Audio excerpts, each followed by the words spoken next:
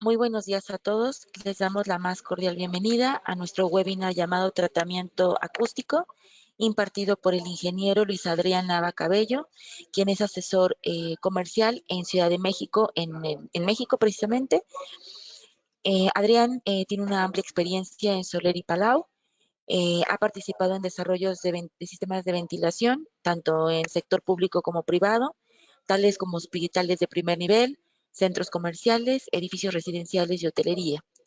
En este seminario hablará acerca de qué es el sonido, su comportamiento y medición, también como la interpretación de datos sonoros y métodos de reducción en niveles de ruido en sistemas de ventilación, nuestros tipos de atenuadores, aplicaciones y cómo seleccionarlos. Le damos la más cordial bienvenida, Adrián, y comenzamos.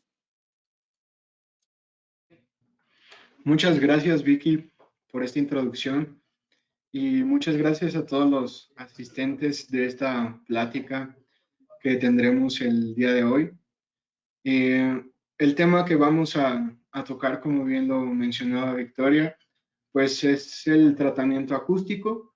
Vamos a hablar un poco de lo que es el ruido, vamos a conocer un poquito más los datos que nos arrojan, por ejemplo, las fichas técnicas, cómo interpretarlos y llevar esos datos al campo, a la interpretación como en la realidad. Entonces, es una plática que considero es muy interesante. Si bien el tema llega a ser un poco tedioso por unos cálculos ahí que hay que manejar, pues la intención de estas pláticas, pues es que ustedes tengan un mayor conocimiento del tema, que sea de una forma más accesible, que luego muchas veces en los catálogos o en la literatura, pues no es como tan entendible, ¿no? Los temas. Entonces la idea principal, pues es que ustedes se lleven la mayor información posible y que lo puedan aplicar en sus proyectos, en sus desarrollos, en sus elecciones. Entonces, pues bueno, vamos a empezar. Antes que nada, pues quiero agradecer en nombre de el ingeniero José Miguel Cuatrecasas y el licenciado Miquel Cuatrecasas por la oportunidad de estas pláticas y pues vamos a comenzar.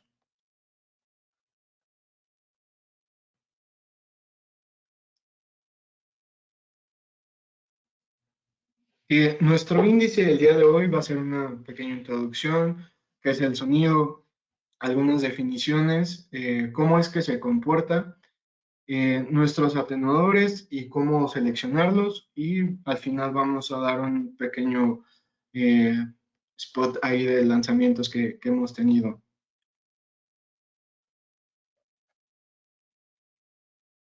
¿Qué es el ruido?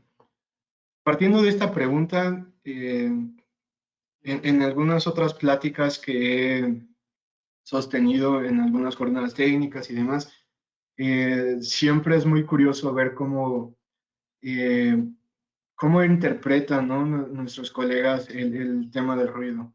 Algunos me dicen es que son ondas, algunos dicen no, pues es que es una energía. En fin, como que todos tenemos una cierta noción de qué es el ruido, pero a veces por falta de información pues llegamos ahí a confundir algunos conceptos y demás. Si bien es cierto, pues el ruido sí efectivamente es una energía que se transmite, ¿no? Básicamente esa sería la definición, pero vamos a profundizar un poquito más en el tema. La definición del sonido es una vibración que se propaga como una onda acústica a través de un medio de transmisión como un gas, un líquido o un sólido. A esta definición yo le añadiría que tiene que haber un receptor para que pueda como completarse todo el ciclo del sonido. No sé si han notado, por ejemplo, cuando hablamos de sonido, en los audífonos, en todos esos elementos, en bocinas, normalmente nos ponen el símbolo como si fueran onditas, ¿no? Igual que las del Wi-Fi. Pues básicamente es por eso, porque efectivamente la forma de propagación del ruido es mediante ondas. Espero que puedan ver el GIF que tengo en pantalla. una representación gráfica del cómo es que las partículas de los medios por los cuales se propaga el sonido se van desplazando. Y existen tres condiciones esenciales para el sonido. La primera condición es que debe tener un medio elástico, donde éste pueda viajar. El sonido no puede viajar en el vacío. El medio elástico, como ya se comentó, puede ser gas, líquido o sólido. Aquí es curioso, normalmente siempre imaginamos que el sonido se transmite a través del aire, pero pues también este puede viajar en otros medios. En el líquido, por ejemplo, las ballenas, cuando empiezan a comunicarse entre ellas, pues cantan bajo el agua, ¿no? Entonces el sonido se propaga en el líquido. Y en el sólido, por ejemplo, los elefantes con las pisadas empiezan a transmitir ondas que escuchan a través del piso. Igualmente hay algunos dispositivos como audífonos que son de transmisión ósea, le llaman, que utilizan como la materia de nuestros huesos para hacer la transmisión del sonido. Entonces, no únicamente podemos hacer este movimiento en un gas como el aire, sino también puede ser por otros medios. Pero bueno, pues lo que nos atañe el día de hoy es que pues es a través del aire. La segunda condición es que el sonido se origina como resultado de un disturbio partiendo de un estado de calma. Cuando, por ejemplo, cae un rayo, cuando está lloviendo, cae un rayo, las partículas del aire están calmadas. No sé, o sea, sí se están moviendo por viento y demás, pero básicamente están en un estado de reposo. Cuando la energía del rayo cae hacia la Tierra, es tan fuerte que expande el aire, ¿no? Y esto provoca que se genere un sonido. El mismo proceso ocurre en todo el tiempo que estamos escuchando, es que las partículas deben de estar en un estado de calma, en un estado de reposo, y a partir de ahí pues empieza el movimiento, ¿no? Algo las perturba, algo genera un disturbio y empiezan a moverse. Y la tercera condición es que este disturbio viaja a una cierta velocidad, ¿no? Y se caracteriza porque tiene que tener un final. Este movimiento pues es finito, esta velocidad pues va perdiendo aceleración y a final de cuentas tiene que tener un receptor. Es lo que les comentaba por ahí al principio de la presentación. En nuestro caso, nuestro receptor pues son los oídos. Dentro del oído pues tenemos algunos órganos como el tímpano que generan una vibración y nuestro cerebro lo interpreta como un sonido. A partir de ahí es que podemos nosotros identificar qué es lo que estamos escuchando. Entonces, esas son las tres condiciones que necesitamos para que exista el sonido. Debe de haber un medio elástico. El medio elástico debe ser elástico para que precisamente permita el movimiento de las partículas.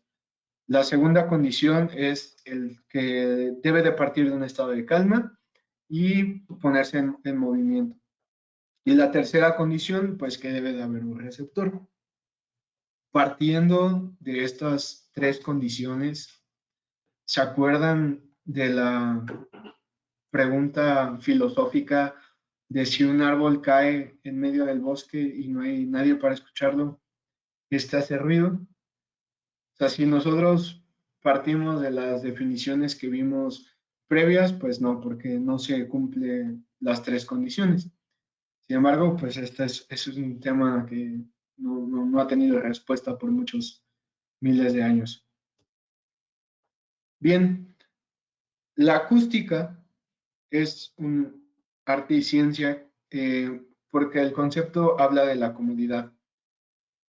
Y lo que presenta el ruido dependerá de la forma, función, recinto, de quién lo está escuchando y demás. Y es un tema un poco complicado porque tiende a ser muy subjetivo.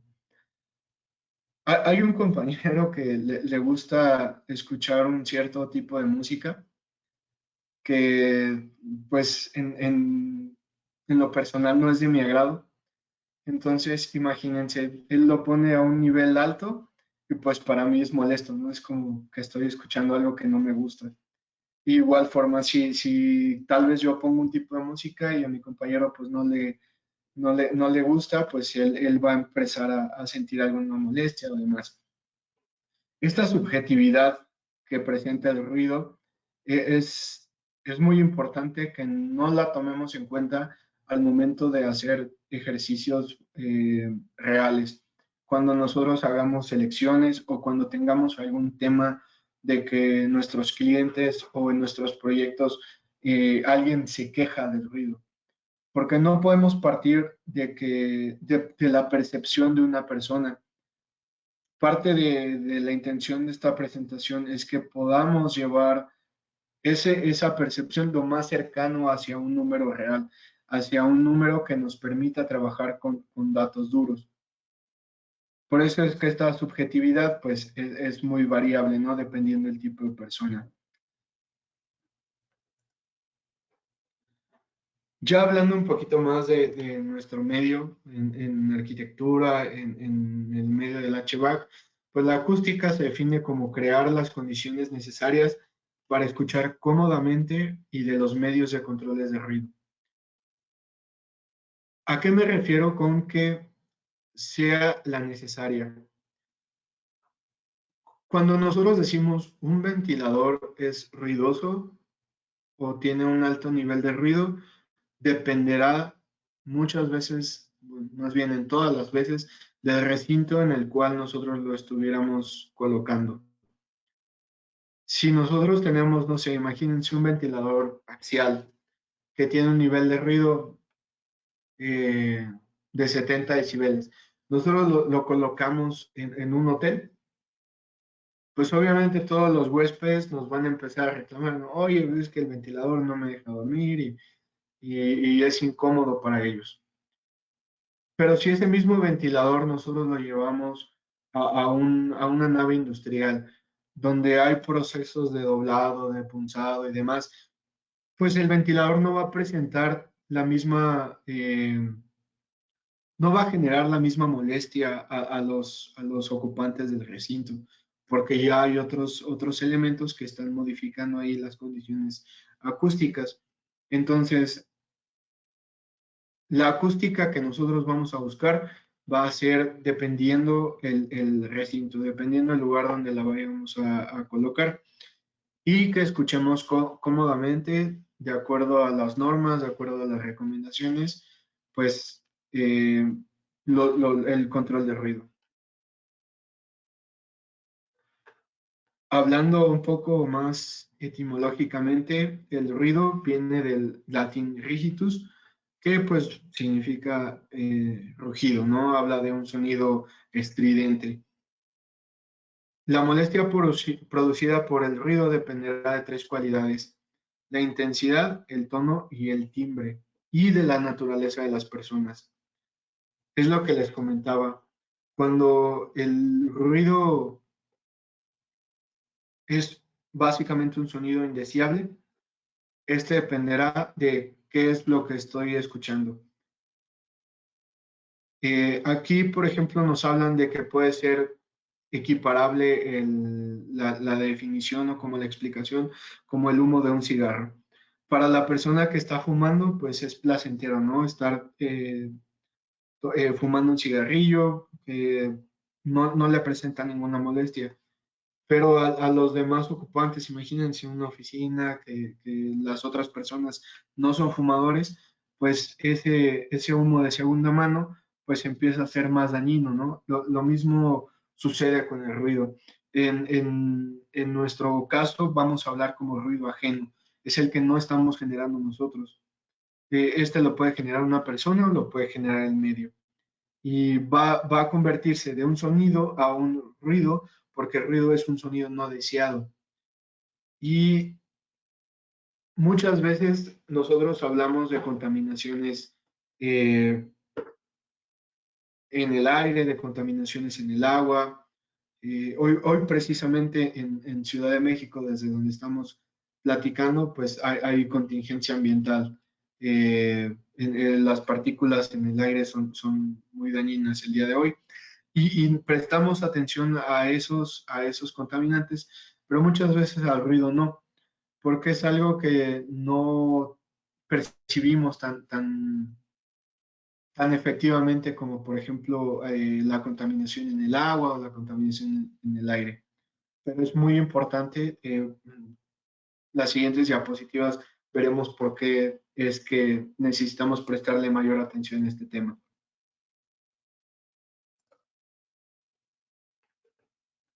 Continuando con nuestras definiciones, vamos a hablar que el sonido es una vibración mecánica.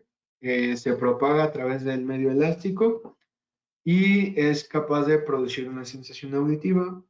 Tiene que partir de un estado de calma, medio elástico y tener un receptor, ¿no? Esa es la definición tal cual del sonido.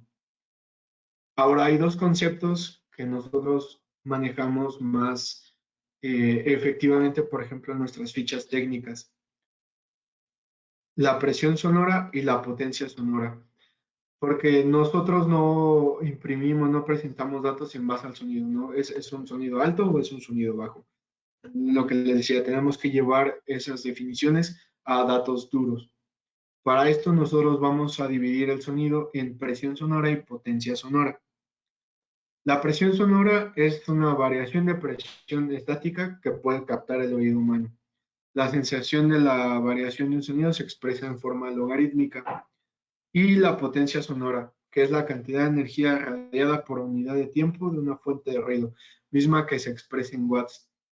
Estas definiciones suelen ser complicadas. Honestamente, me tardé un tiempo en comprenderlas, pero tenemos aquí un ejemplo que me parece muy bueno para entender el tema. Cuando nosotros vamos a comprar un foco, vamos a la tienda y pedimos un foco de 80, de 100 watts. Sea donde sea que lo instales, sea donde sea que lo pongas, el foco va a irradiar esos 100 watts o esos 80 watts. Si nosotros nos paramos justo al lado del foco, pues igual no recibimos los 100 watts, ¿no? Pero en un ejercicio de suposición, vamos a decir que si nosotros estamos justo pegados al foco, vamos a recibir los 100 watts. Y a medida que nosotros nos vamos alejando, la intensidad de este foco que nosotros percibimos va a ir disminuyendo. Bueno, lo mismo ocurre con las fuentes de ruido. La potencia sonora es la intensidad del foco, es cuánto emite el equipo en sí mismo. Y la presión sonora va a ser cuánto nosotros percibimos a una n distancia. En nuestro caso, lo normal es que esa distancia sea 1.5 metros, porque así lo norma ANCA.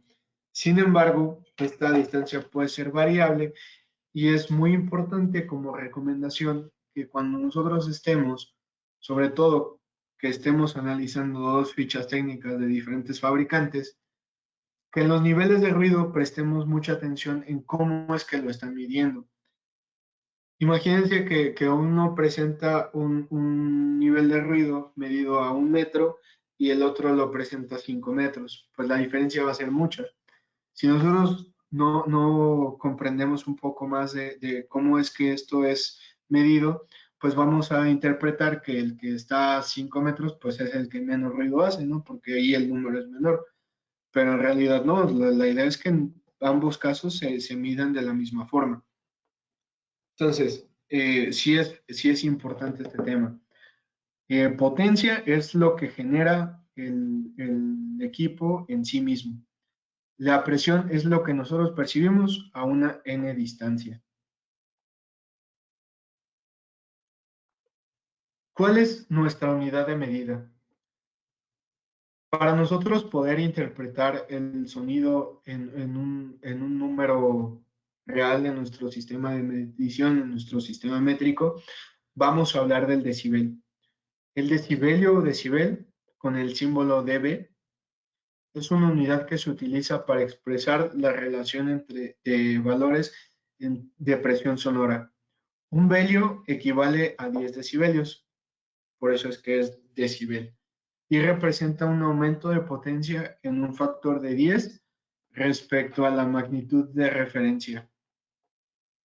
Porque al principio les comenté que el tema de ruido llega a ser un poco confuso.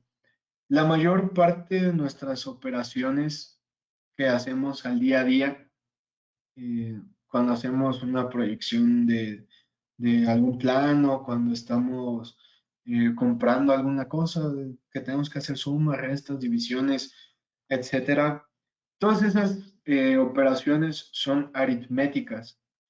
Quiere decir que así como veamos los números, vamos a sumar, dividir, restar, etcétera. Sin embargo, el tema de ruido se complica más al ser unidades logarítmicas. ¿Por qué es logarítmico? Porque el decibel es una unidad que presenta una relación entre dos valores y está basada en una unidad de 10. O sea, es decir, un decibel son 10 velios. Por eso es que necesitamos hablar de forma logarítmica, son exponenciales. Entonces, muchas veces nos cuesta trabajo como diferenciar si es una operación aritmética o si es una operación logarítmica. Pero bueno, vamos a ver cómo es que se hace este tipo de operaciones. Entonces, la unidad en la cual nosotros vamos a medir el nivel de ruido, con la cual vamos a medir el sonido, pues es el decibel. ¿Ok? Y luego tenemos una definición que nos dice bandas de octava. Banda de octava es un grupo de frecuencias comprendidas entre F1 y Fn con una relación de 2x, es decir, que una va a ser el doble de la que le precede. Así, la relación entre un sonido de 100 y otro de 200, pues es el doble. Hay una octava de diferencia porque nuestro espectro lo vamos a dividir en 8. Esta es la forma más sencilla o la más común que nosotros vamos a encontrar en nuestra literatura, pero también se encuentran, por ejemplo, 16avas, en cuartos de banda, pero bueno, lo más común es que sean octavas. Yo encontré una forma que creo que es un poco más sencilla de entender este tema, de entender cómo es que es la banda de octava, y es con la luz. Nosotros sabemos que existen, por ejemplo, los rayos X, los rayos ultravioletas, los rayos gamma, que nosotros no los vemos en nuestro control remoto cuando nosotros le presionamos un botón y entendemos que hay un haz de luz que se dispara, ¿no? Hacia nuestra televisión, pero nosotros no lo podemos ver. Nuestro espectro de luz es, por ejemplo, de 400 a 700. Es solamente lo que podemos ver, lo que nuestros ojos son capaces de ver. Sin embargo, no por eso significa que no existan otras longitudes de onda, que no existan los rayos infrarrojos, los ultravioletas, todos esos existen, pero nuestros ojos no están capacitados para verlo. Lo mismo ocurre con el sonido. Nuestro espectro de sonido va, por ejemplo, de los 20 a los 20.000 Hz. Sin embargo, nosotros solo logramos percibir hasta los 10.000 y partiendo desde los 20, desde los 50, es que podemos nosotros percibir. Como les decía, esto no significa que los otros parámetros no sean importantes o que no existan. Lo que sucede es que pues no los podemos percibir con nuestro oído simple. Entonces, ¿cómo es que nosotros vamos a medir el sonido? Me he encontrado con casos en los que me dicen, oye Adrián, mi cliente me dice que el ventilador está haciendo mucho ruido. Yo, bueno, pues vamos a a ver qué es lo que sucede, ¿no? Y vamos al levantamiento y llegamos y el cliente nos dice, es que siento que hace mucho ruido. Digo, bueno, pues igual para mí no hace tanto ruido. Esta controversia se presenta por lo que hablábamos al principio, porque es subjetivo. Para nosotros poder medir efectivamente los niveles de sonido, vamos a utilizar un aparato que se llama un sonómetro. El sonómetro es un instrumento que normalmente es portátil. Aquí tenemos una imagen y está diseñado para medir los niveles de sonido de forma normalizada. O sea, el sonómetro ya te va a decir 67 decibeles, 80, 90, los que sean. También me he encontrado con casos en los cuales medimos o el cliente mide con su celular. Eh, es una herramienta que sin duda pues, nos ayuda, ¿no?, a tener un parámetro más claro cómo es que, eh, de cómo es que se está comportando un sonido. Sin embargo, no es el aparato correcto, no es el instrumento de medición correcto. ¿Por qué? Porque el micrófono que tiene los celulares, los teléfonos, pues no está adaptado para medir todo el espectro de sonido como si lo está el sonómetro. Entonces, sí nos podemos dar una idea con estas aplicaciones, pero no es lo ideal. Lo ideal es que si nosotros queremos medir los niveles de ruido, necesitamos un instrumento de medición adecuado.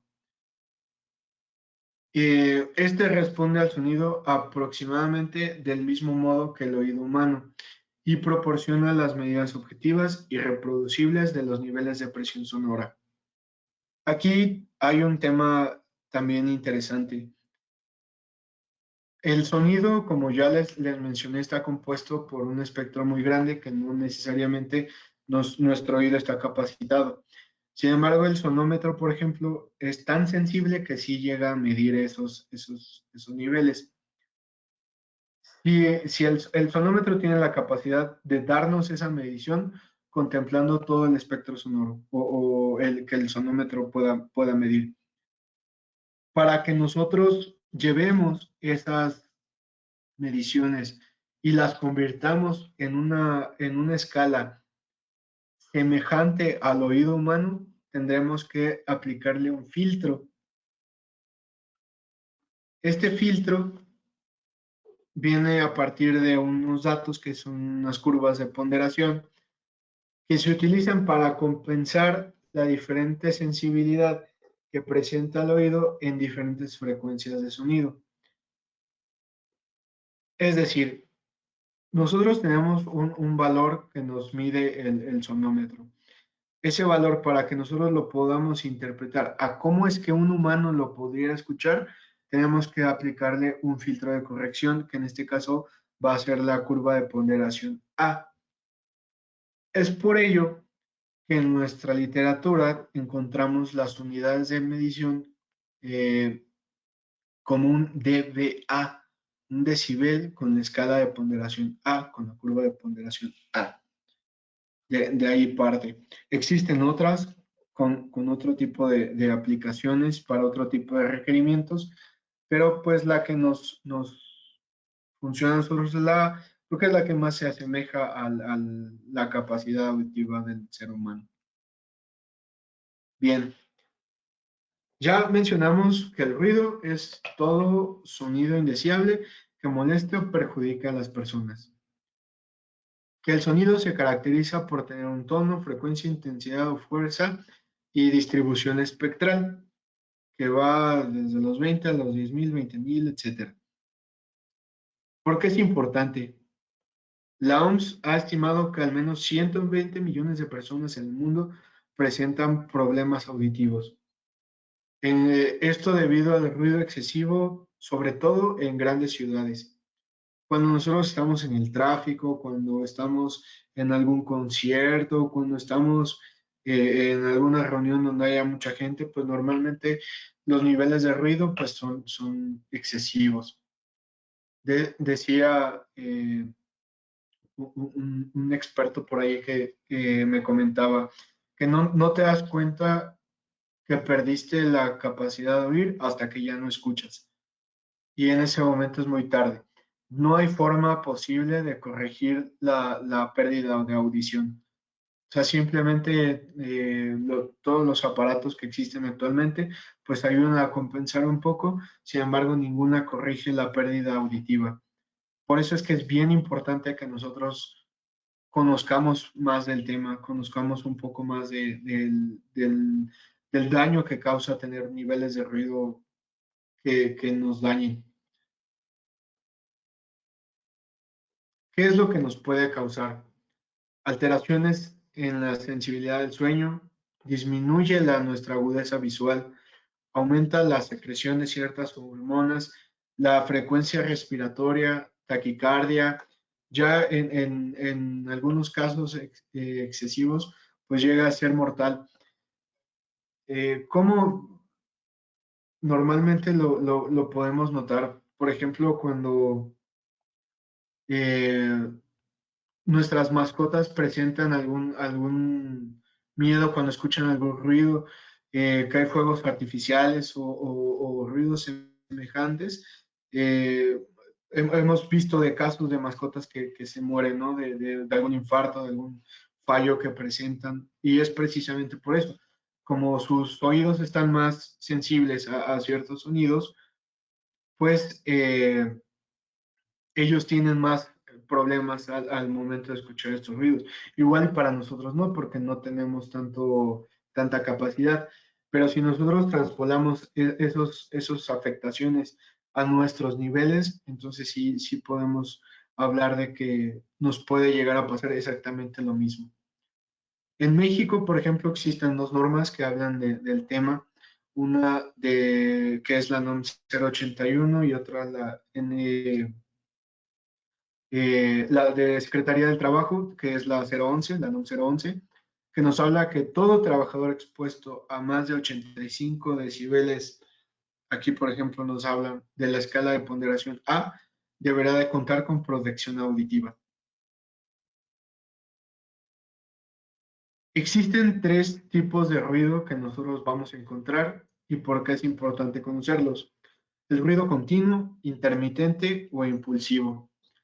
Como hablamos previamente, pues el ruido parte de que es energía que se transmite en un medio. Entonces, nosotros tenemos que diferenciar qué tipo de ruido es para evitar las afectaciones que nos van a causar. Existe el ruido continuo, intermitente y el impulsivo. El continuo es el que se produce por maquinaria que opera al mismo tiempo, sin interrupción, por ejemplo, los ventiladores, bombas, equipos de proceso.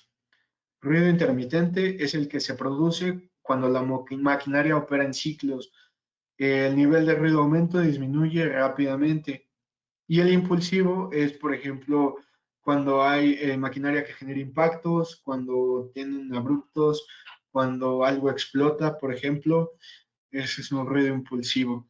¿Y por qué es importante? Como hablamos de energía, no es lo mismo estar expuesto a un nivel de energía en un tiempo de forma continua que si solo es impulsivo. Es decir, si el ruido es continuo, los niveles de ruido a los que nosotros podemos estar expuestos son menores a que si es un ruido intermitente o mucho menores si son el ruido impulsivo. Por eso es importante aprender a identificar que existen estos tres tipos de ruido. Ya hablando más del tema de la ventilación, les decía, nosotros vamos de nuestro espectro de sonido, nosotros lo vamos a dividir en 8 bandas de frecuencia, que van desde los 63 a los 8000 Hz. El término de octava se considera el intervalo entre dos sonidos que tienen una relación de frecuencia igual a 2 veces. Aquí lo están redondeando, pero pues si empieza en 73, el doble sería 125, 250, 500, 1000 y así hasta llegar a los 8000. Como vimos previamente, estos valores pueden venir en decibeles y nosotros lo necesitaríamos en decibeles A. Para eso, pues aplicamos el filtro. Eh, la mayoría de nuestros ensayos, la mayoría de nuestros instrumentos de medición, pues ya no los da en decibeles A. Sin embargo, pues sí existen fórmulas de corrección de estos valores. Ahí les presento la escala de ponderación de cuántos decibeles bajaría cuando nosotros le aplicamos el filtro A. Esta imagen es un extracto de una de nuestras fichas técnicas. Así es como nosotros presentamos los datos acústicos, los datos sonoros de nuestro equipo. Como les mencionaba, estos van desde los 63 hasta los 8000 Hz. Y nos presentan dos valores, LWA y LPA. Ya vimos que el sonido nosotros lo dividimos en presión y potencia sonora. LWA va a ser nuestra potencia sonora, que dijimos que era el valor de intensidad de emisión de ruido que va a tener el equipo, no importa dónde se instale. Y el sonido está compuesto de estas diferentes octavas de banda. La suma logarítmica de estos valores nos va a dar un total. Este total es el que nosotros debemos tomar en cuenta. ¿Por qué? Porque si nosotros no podemos como configurarnos el oído, ¿no? A decir, voy a escuchar nada más la frecuencia de 4000 o la de 8000. No, nosotros escuchamos completamente la suma de todos. Por eso es que lo tenemos que considerar, sumarlo logarítmicamente y tener nuestro resultado. En la segunda fila, pues tenemos que se midió a la aspiración. Esto es por AMCA igualmente. Nosotros tenemos que medir a la succión de nuestros equipos. LPA, que es la presión a 1.5 metros, que de igual forma esta distancia pues ya está estandarizada. Como ven, a 1.5 metros el valor total de decibeles A es mucho menor de los que genera el equipo en sí mismo. Si nosotros modificamos, que por cierto nuestro software de selección EasyVent nos permite hacer esta operación, si nosotros ponemos 5 metros, pues este valor va a ser mucho menor. Lo ideal es que sea a 1.5 metros. Cuando hagan sus selecciones, tomen en cuenta que debe ser a 1.5 metros. En la parte inferior hay un pequeño símbolo que muchas veces no entendemos o no comprendemos cómo es que se interpreta. Este símbolo que marca aquí nos habla del factor del coeficiente de reflectividad del sonido.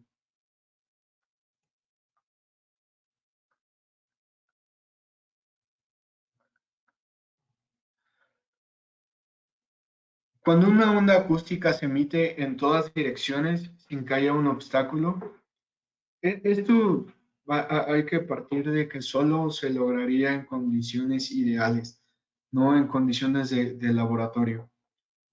Imagínense que está flotando en el espacio y no hay nada con el cual sus ondas sonoras vayan a chocar. La propagación del ruido es a campo libre. A esto le llamamos que es con un factor de reflectividad Q igual a 1. Y aquí nos marca una partícula en todas las direcciones, ¿no? Representando todas las direcciones. Si nosotros ponemos una pared, un obstáculo en uno de los lados de nuestra fuente emisora de sonido, vamos a tener un factor de reflectividad Q igual a 2. Entre más paredes nosotros tengamos adosadas a nuestros equipos, a nuestras fuentes de sonido, las ondas sonoras tienden a sumarse. Entonces, como muestra aquí la imagen, las ondas empiezan a chocar contra las diferentes paredes y empiezan a unirse, a sumarse, y estos van a representar una mayor intensidad de ruido, una mayor intensidad de sonido. ¿Por qué es importante este tema? Muchas veces me ha tocado que, por ejemplo, yo presento mi ficha técnica y dice 70 decibeles.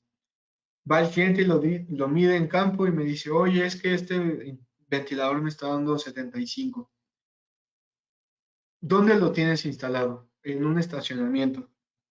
Bueno, el estacionamiento pues es una caja acústica, ¿no? Para empezar, hay paredes por todos lados. El nivel de ruido va a tender a subir porque las ondas van a empezar a chocar con las paredes y va a alterar las mediciones. Entonces nos dicen, oye, pues entonces las fichas técnicas están mal. Pues no, no es que estén mal, es como cuando nosotros vamos a comprar un coche. Nos dicen el rendimiento va a ser de 17 kilómetros por litro. Y en realidad, pues lo llevas a la ciudad y te da 11, te da 10. ¿Por qué pasa eso? Porque los fabricantes de lo que ustedes gusten no pueden conocer las condiciones. Nosotros no sabemos en dónde lo vas a instalar, no sabemos bajo qué medios va a ser instalado, probado el equipo. Nosotros tenemos que partir de condiciones ideales, pero el hecho de que nuestro software de selección nos presente esta herramienta en la cual nosotros podamos modificar los factores de reflectividad del sonido, nos da una idea más certera, más cercana a la realidad de cómo es que se va a comportar nuestro equipo. Pero es importante recalcar que sobre todo cuando estemos haciendo comparativas entre los diferentes fabricantes, ver que estemos comparando las mismas unidades a la misma distancia y con el mismo factor de reflectividad.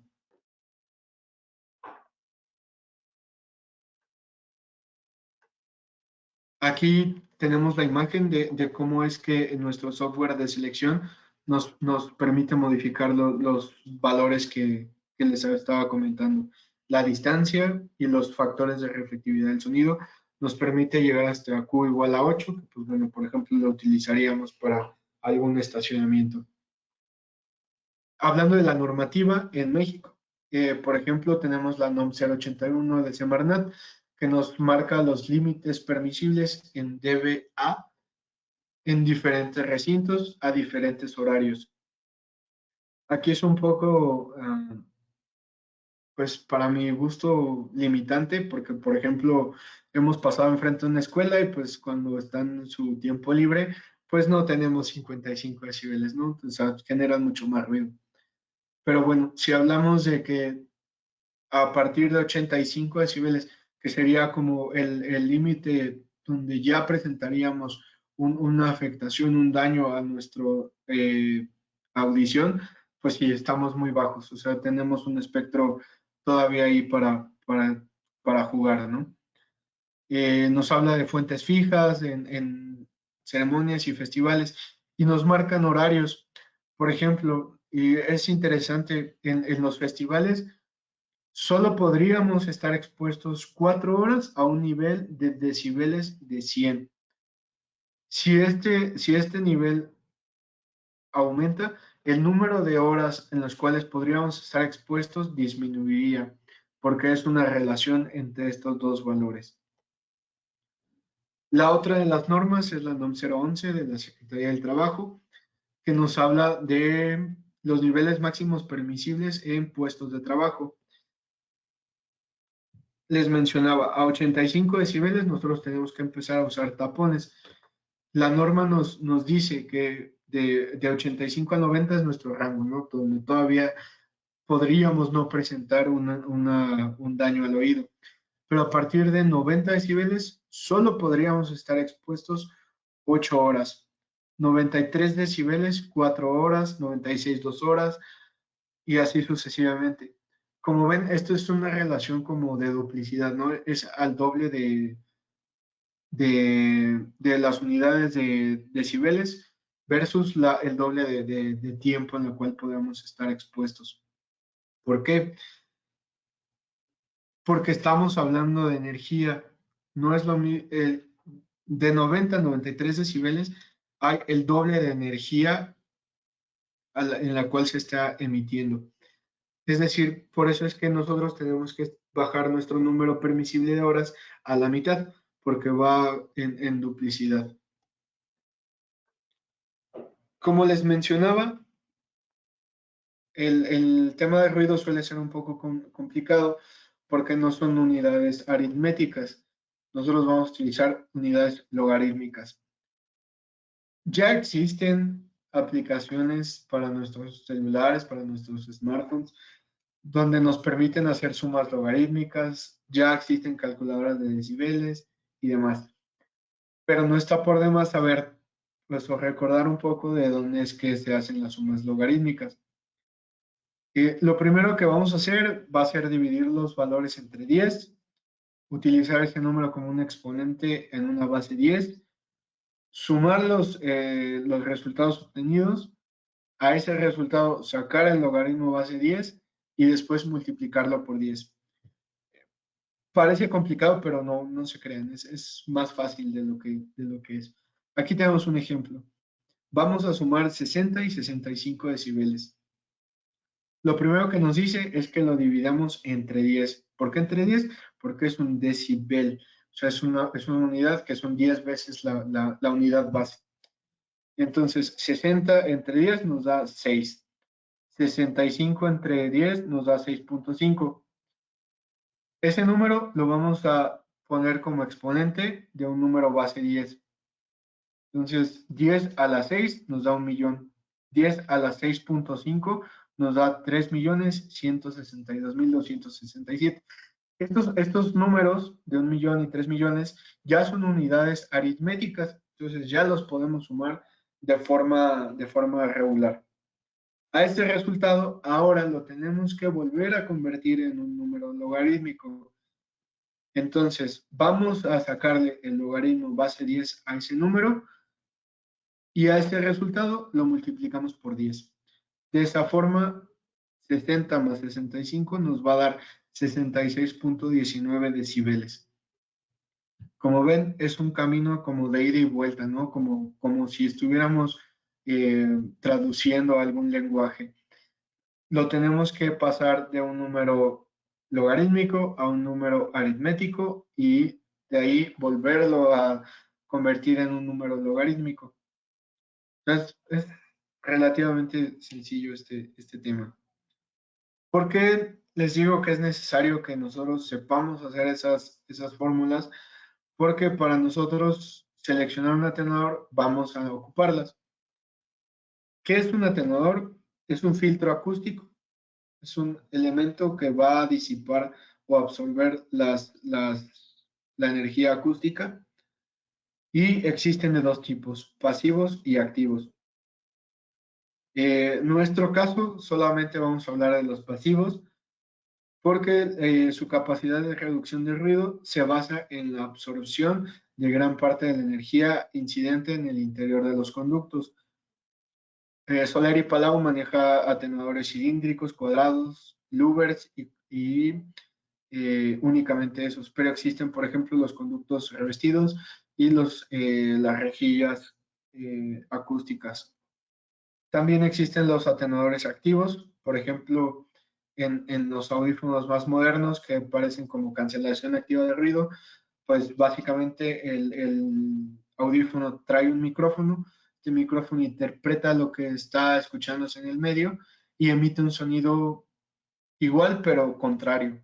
Entonces se eliminan los ruidos del medio ambiente. Hay otro concepto que son las curvas NC, Noise Criteria. Básicamente lo que nos marcan, nos indican estas curvas es los niveles de ruido permisibles en los diferentes recintos. Como cuando nosotros seleccionamos un ventilador, que tenemos la tabla de renovaciones por hora y nos dice, en una iglesia son 5, en un baño son 10, ¿no? Así. Lo mismo va a pasar con el Noise Criteria, nos va a hablar de cuánto es el nivel de ruido permisible dependiendo del recinto. Estos niveles son recomendaciones, no son normas, no son obligaciones, son recomendaciones. ¿Cómo seleccionamos nosotros un atenuador? Primero vamos a partir de nuestro de nuestros datos que nos da la ficha técnica. En nuestro caso, tenemos un ventilador axial de diámetro de 800 milímetros con el siguiente espectro sonoro.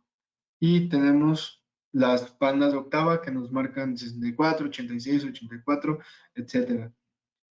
Será instalado en un área de trabajo en la cual se busca alcanzar un noise criteria de 55. El caudal generado por dicho equipo es de 31.240 metros cúbicos hora y la velocidad de salida es mayor a los 15. Buscaremos el atenuador más apropiado para alcanzar los valores marcados en la norma. Debemos de tomar los valores de NC dentro de la norma de referencia e implementarlas en el lugar donde será colocado el equipo y el atenuador. En nuestro caso debe ser el de 55. A ver, antes de pasar a la selección en sí, yo quisiera hacer una recomendación. Todos los equipos hacen ruido. O sea, no existe uno que no emita ruido. La mejor atenuación que podemos hacer es seleccionar un equipo de acuerdo al recinto que vamos a instalar. O sea, si nosotros desde un principio en la especificación, en nuestras propuestas, colocamos un ventilador cuyo nivel de ruido sea permisible para el tipo de operación que vamos a tener, partiendo de ahí ya estamos del otro lado. Existen casos donde no nos da o el espacio o las condiciones o el tipo de ventilador que invariablemente tendríamos que utilizar un atenuador. Para esos casos, pues vamos a hacer el siguiente ejemplo. Pero sí, partamos desde que una correcta selección es la mejor atenuación y a partir de ahí, pues ya ver las mejoras. Bien, partiendo de nuestro ejemplo, vamos a identificar el noise criteria que viene aquí de 55 y el LWA del ventilador. Todas las operaciones que vamos a hacer, las vamos a hacer con el LWA. Vamos a hacer una resta aritmética de los valores referenciados. LWA del ventilador es lo que nos da la ficha técnica. El noise criteria es el que viene en tablas. Lo vamos a restar y esos valores van a ser nuestro resultado temporal, ¿no? Para saber si cumple o no con, con el noise criteria. Para nosotros seleccionar nuestro atenuador, se busca en nuestro catálogo de atenuadores, tenemos de diferentes tamaños, 400, 450, 500, etc. Estos valores van conforme a los diámetros de hélice o de rodete que nosotros manejamos. ¿Para qué? Para que sea más fácil su instalación, ¿no? Que digamos, tengo un ventilador 800, pues lo ideal es que tenga un atenuador 800. O sea, nos ahorraríamos ahí muchas configuraciones. Y debemos de seleccionar el que mayor atenuación presente. Tenemos, por ejemplo, de una vez el diámetro o 1.5 veces el diámetro de longitud. Es decir, entre más largo sea el atenuador, más capacidad de absorción va a tener. Si por alguna razón no tenemos el espacio de instalación o tenemos algún codo o algún impedimento, pues bueno, utilizaremos el que se adapte a nuestras necesidades. Lo ideal es que sea el que mayor absorción tenga.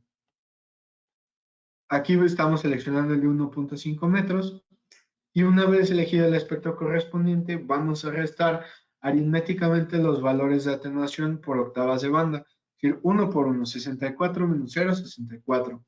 86 menos 6, 80, y así sucesivamente. Una vez que hagamos eso, todos los valores los vamos a ir como reservando, así como si estuviéramos haciendo una receta de cocina, los vamos a guardar para después.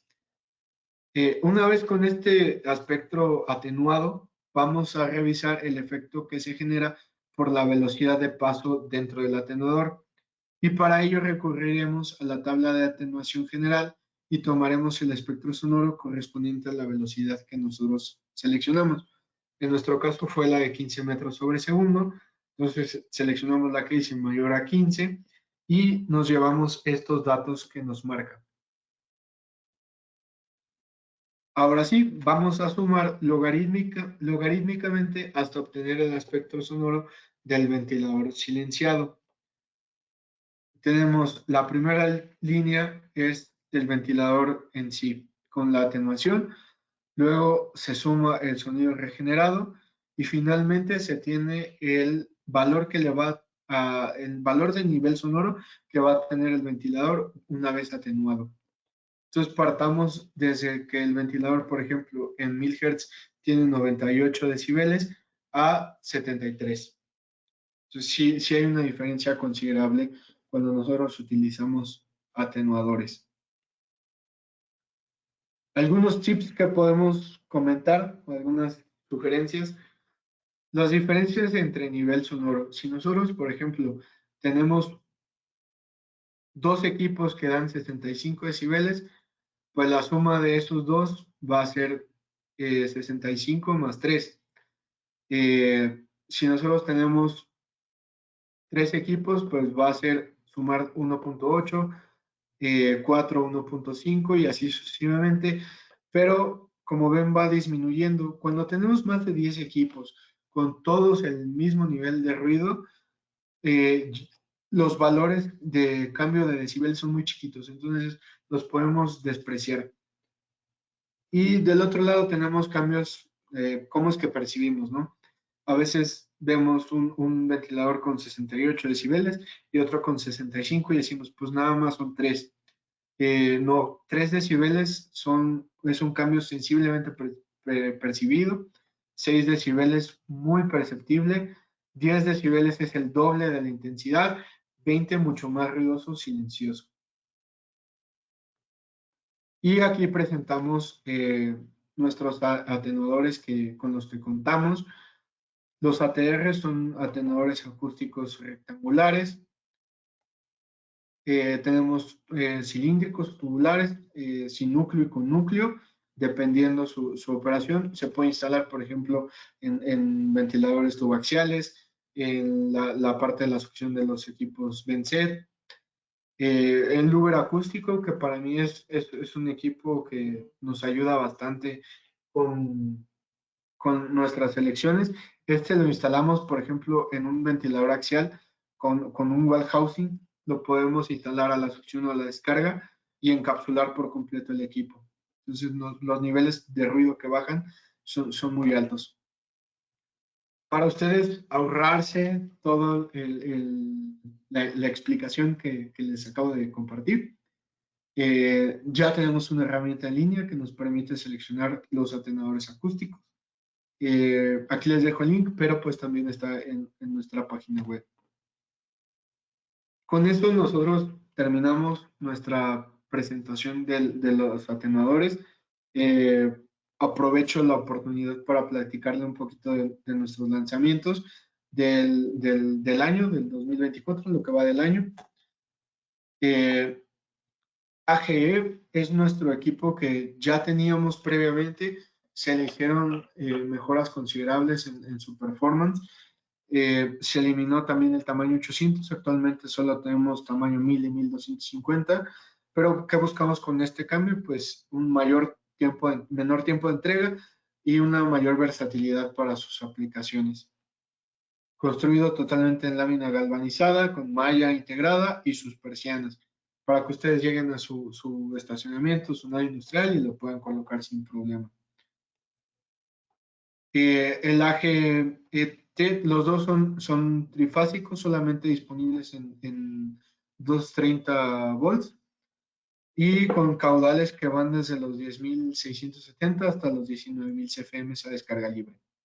Los niveles de ruido pues son de 78 y 82, pero estos son de potencia sonora. Tendríamos que ahí restarle para obtener los niveles de presión. Aplicaciones para bodegas, naves industriales, agropecuarios, invernaderos. Tenemos nuestro equipo Gateline. Este viene a colocarse en la brecha que teníamos entre los equipos TDs y nuestros CLTs para tener un equipo de entrega inmediata, básicamente, que cumpla los requerimientos de caudal y presión. Tenemos diferentes diámetros, desde los 270 a los 1560 metros cúbicos hora. un nivel de ruido muy bajo y altas prestaciones. La conexión eléctrica es monofásica 127, motores clase F, IP44. Se puede ser regulado, temperaturas de operación de los 20 a los 60 grados y disposición de montaje. O sea, igual que un TD, lo podemos poner para inyección o extracción. Va desde los tamaños 100 hasta el tamaño 315.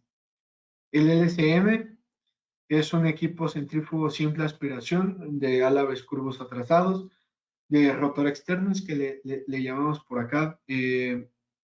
Básicamente es un equipo similar al CM, pero de transmisión directa. Diseño que nos permita instalarlo en lugares donde normalmente no podríamos instalar un Menset. Motor monofásico, clase F también, fabricado en lámina negra con recubrimiento, tamaño del 250 al 355, con una capacidad desde los 683 CFM hasta los 1352. El BPC es un equipo plenamente enfocado al sector industrial. Es un ventilador tipo plug fan, ideal para instalarse en cabinas de pintura, en hornos, en colectores de polvo.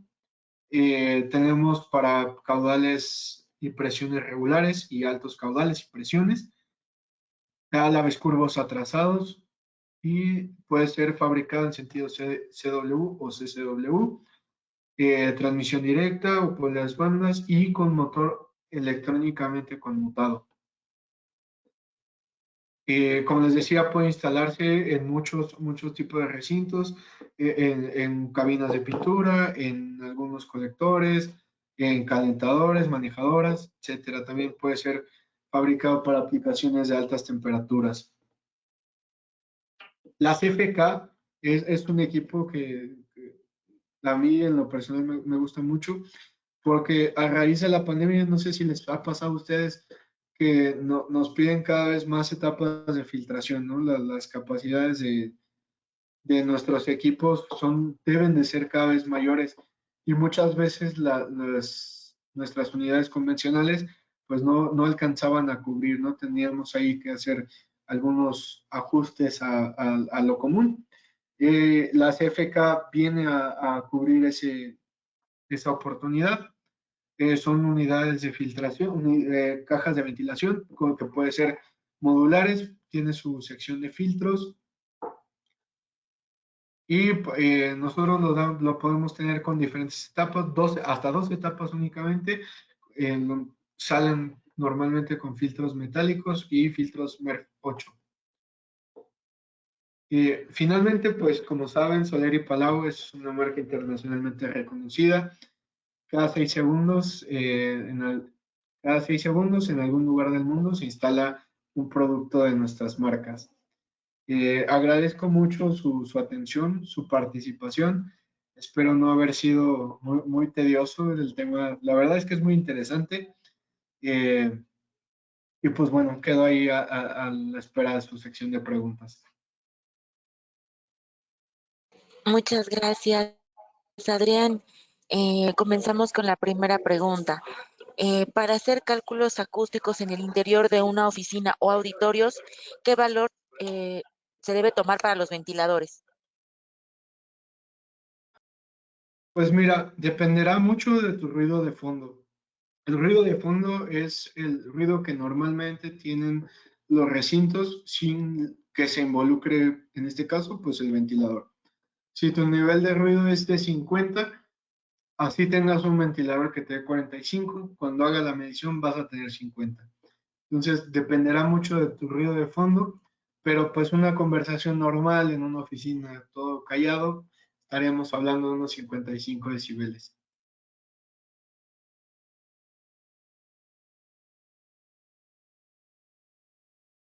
Muchas gracias, Adrián. Vamos con la siguiente pregunta. ¿Cuánta caída de presión ejercen los diferentes atenuadores de ruido?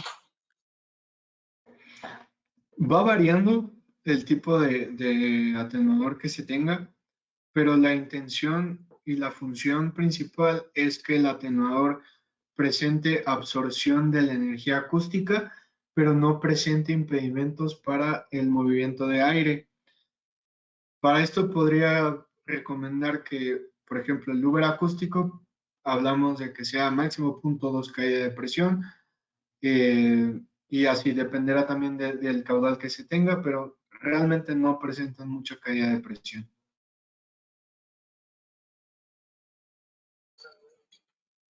Gracias, Adrián. Vamos con la siguiente pregunta. ¿Qué directividad recomienda seleccionar para elegir equipos ventiladores? Si seleccionamos en la 8, estamos en el peor escenario, como un equipo CCK instalado en un falso cielo. Cuando instalamos en falso plafón, son engañosos.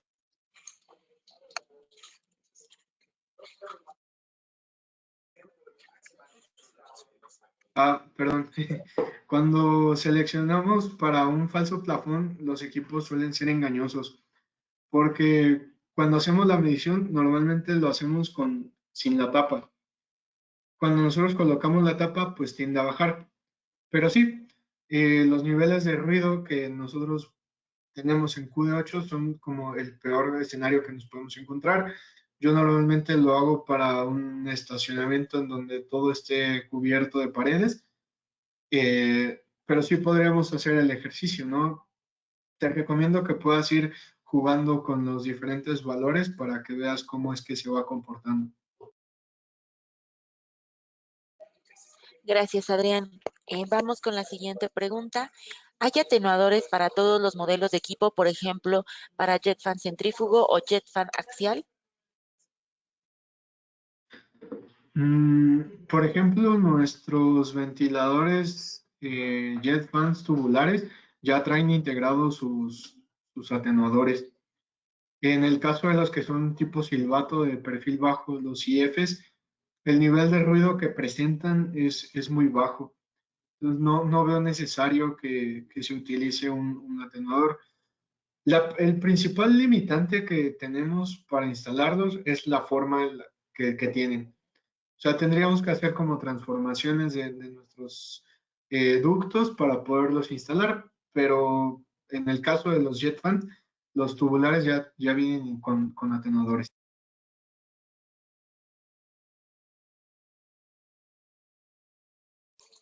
Gracias, Adrián.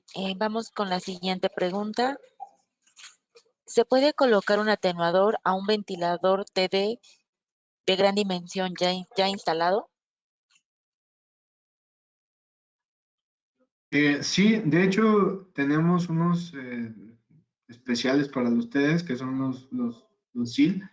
Sí se puede instalar.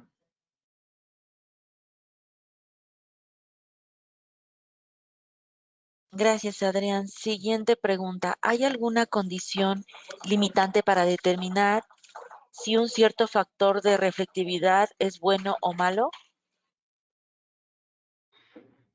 Pues básicamente partamos de dónde lo vas a instalar, eh, qué condiciones tenga el recinto. Es lo que les comentaba, si es una nave industrial con todas las máquinas funcionando y demás, eh, pues evidentemente los niveles de ruido que vamos a tener pues son altos.